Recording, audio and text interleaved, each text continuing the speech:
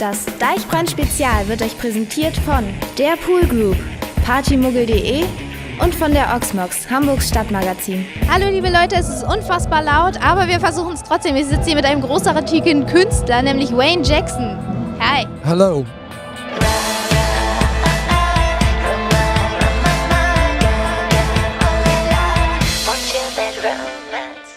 Your latest record or album is called Undercover Psycho. So my question, is there a little psycho in you?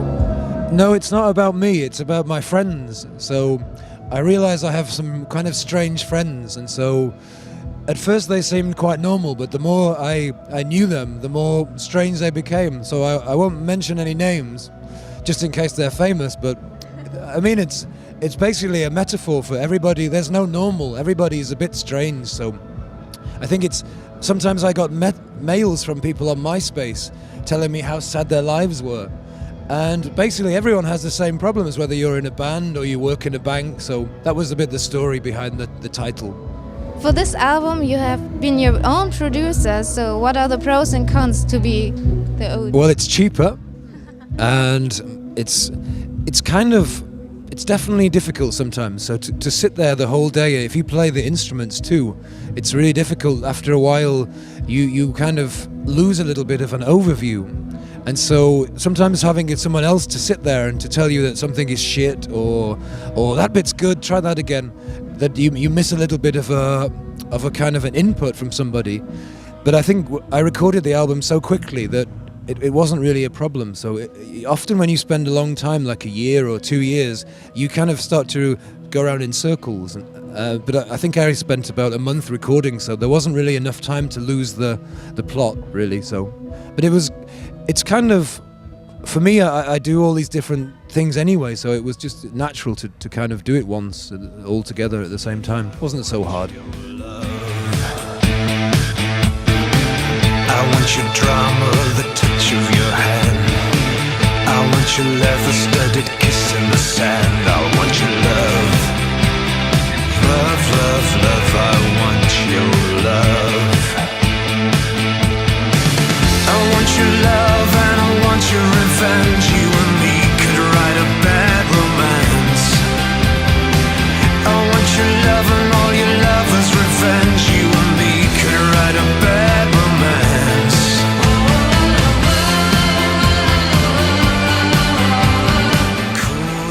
Latest single is the cover of Lady Gaga's Bad Romance, but it's not on the album. I wanted to do a cover version of Love Will Tear Us Apart from Joy Division. And I started to work on it, and then one night I was in a bar with my manager and I heard the Lady Gaga song and I said, I can do better than that. And she was like, okay. And then I forgot about it because I was a bit drunk. And then the next day she said, what about this Lady Gaga song? And I said like, oh shit, yeah. And then I forgot about it again and she kept reminding me. And so finally I started to do it.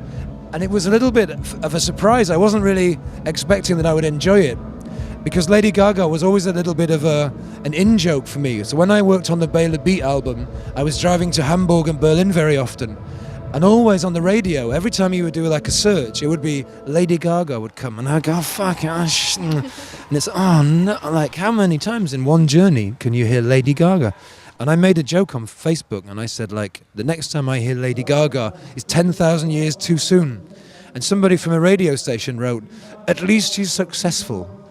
And there was a bit like, and so then it became a bit of an in-joke that Lady Gaga's a bit like the dark side of music, so it's a bit manipulated and a bit commercial.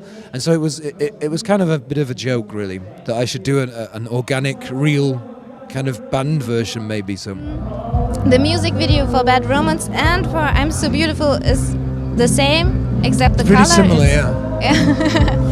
Well, the thing was, when we did it for this, the video idea was almost like a short film, and so it wasn't really, at first it was just an idea to film it, and it wasn't fitted to I'm So Beautiful, so I didn't really think it fitted the song so well. And when we did the Bad Romance song, I didn't really feel, because it wasn't my song, I didn't really want to do a video. I didn't have a connection of why I should film a video. So, and with Bad Romance, I didn't want to do a dancing video, or, you know, and it was a little bit difficult. I think in future I definitely avoid cover versions because it's much harder to find an emotional connection to videos, for example. You should have been dancing like Lady Gaga in your video. Have you seen my dancing?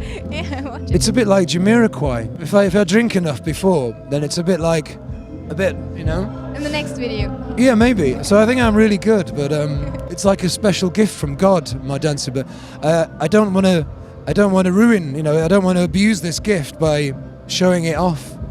So I think it's a special thing that I have to keep, you know, a bit close. Caught in a bad romance.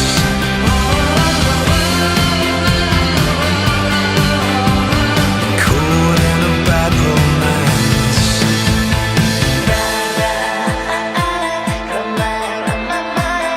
Besides your own music, you also play guitar and do the backing vocals in Bela's live band Los Helmstedt. How did this come about? Well, I don't play anymore, so I stopped. On the last tour I didn't play.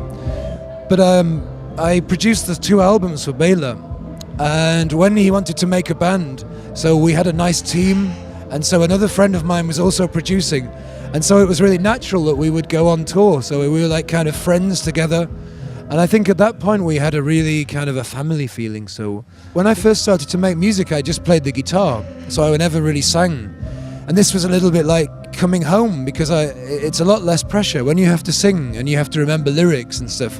It's much more demanding, and you know I do play the guitar a lot, so it's one of the main things I do, and so it was really a relief to I can pose a bit more. So if you're playing Rock and Ring, I can really like do some nice guitar poses, and I can drink more, and if the song goes wrong, it's not usually my fault. So it's a lot more. It's much more fun in a way. So I think doing my own stuff is a little bit like therapy. So it always feels like I'm really like trying to get some emotion out, or I don't know, or to tell a story. It's really difficult. So when I sing, I stand on my tiptoes.